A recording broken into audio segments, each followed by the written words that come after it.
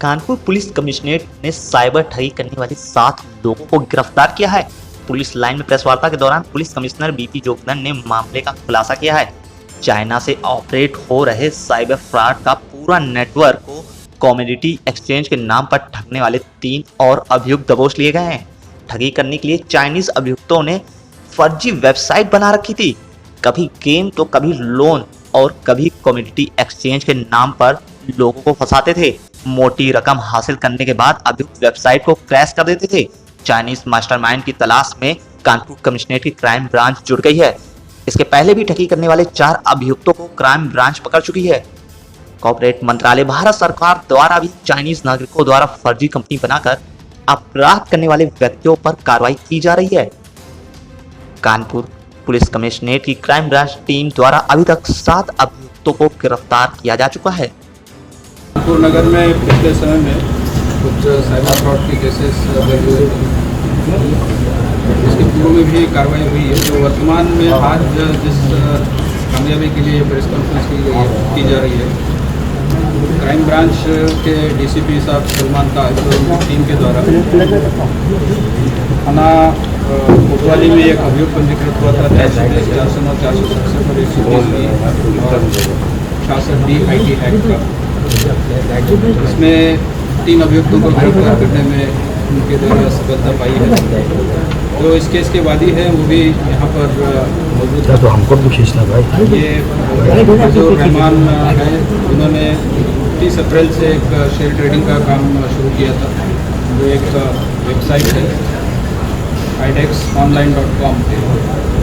इन्होंने पैसा इस वेबसाइट पे ट्रेडिंग के नाम पर इन्वेस्ट करना शुरू किया था। इनको शुरू में अच्छे रिटर्न्स भी प्राप्त हुए। इन्होंने इकट्ठा ही बाद में 11 लाख रुपया इन्वेस्ट किया था और 11 लाख इन्वेस्ट करने के बाद ये वेबसाइट क्रैश हुई और उनको पैसा पूरा डूब गया। उन्होंने कोतवाली में आकर FIR करी थी। ये FIR पंजीकृत होने के बाद केस क्राइम ब्रांच को ट्रांसफर हुआ था। क्राइम ब्रांच ने ये जो मोडस ऑपरेंडी है चाइनीज़ ऑपरेटर्स के द्वारा फर्जी कंपनियां बनाकर इस तरह से लोगों को करने का कार्य किया है। जो 3 प्रकार से जो ठगी होती थी इन चाइनीज़ कंपनियों के द्वारा, उसके बारे में विस्तृत रूप से हमारे डीसीपी क्राइम आपको अभी अवगत कराएंगे।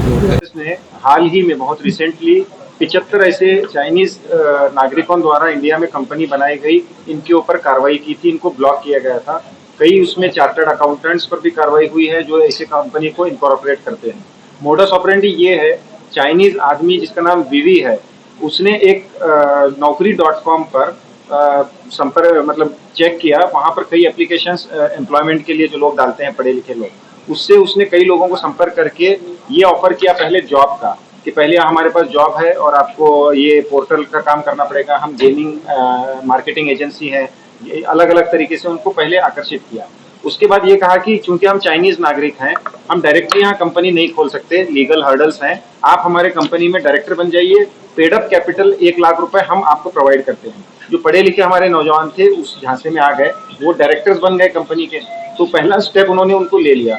इसके बाद कंपनी बन गई, 1 लाख रुपए चाइना से उन्होंने ट्रांसफर किया। दूसरा काम उन्होंने किया कि आप जो अपने जान पहचान के लोगों से कुछ अकाउंट्स भी इकट्ठा कराइए। जब कंपनी बन गई, उसका GST नंबर मिल गया, करंट अकाउंट उसका बन गया उस कंपनी के नाम पर। Innova infotech world private limited नाम की कंपनी है। तो अब फ्रॉड यहाँ से शुरू होता है। जब एक कंपनी बनती है, उसको GST नंबर मिलता है, उसका करंट अकाउंट बनता है, तो उसकी एक पहचान हो गई, वो एक लीगल पर्सन है, उसकी एक आइडेंटिटी है। तो वो इस्तेमाल करते हुए जैसे सोशल मीडिया नेटवर्किंग साइट्स हैं, इस पर 3 तरीके का वो एड्स प्रसारित करने लगे। नंबर 1, जो हमारे विक्टिम है जो खड़े हैं यहाँ, मिस्टर फैज, इनको ये ऑफर आया कि आपको ये लिंक पर क्लिक करना है और इसमें क्रिप्टो करेंसी में, मल्टी कमोडिटी एक्सचेंज में, कमोडिटी मार्केट में आपको इंटरनेशनल मार्केट्स में इन्वेस्टमेंट का मौका मिलेगा, आपको इसमें अच्छे रिटर्न्स मिलेंगे। तो ये प्रभावित हो गए, इनके जैसे सैकड़ों लोग इससे प्रभावित हो गए इंडिया के।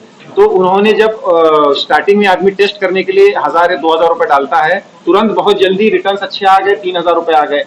उसके बाद 10,000 जब डाला तो 15,000 आ गए और आदमी को कॉन्फिडेंस बढ़ता गया। 2 महीने तक जैसी छोटी छोटी रकम आदमी डालता रहा, 50,000 डाला, 70,000 आ गए।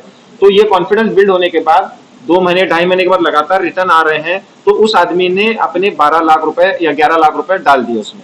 तो जब इतनी बड़ी एक साथ रकम आ गई, जिस लिंक से, जिस वेबसाइट से वो करते थे काम, वो वेबसाइट एकदम क्रैश हो गई, उन्होंने संपर्क बंद कर दिया।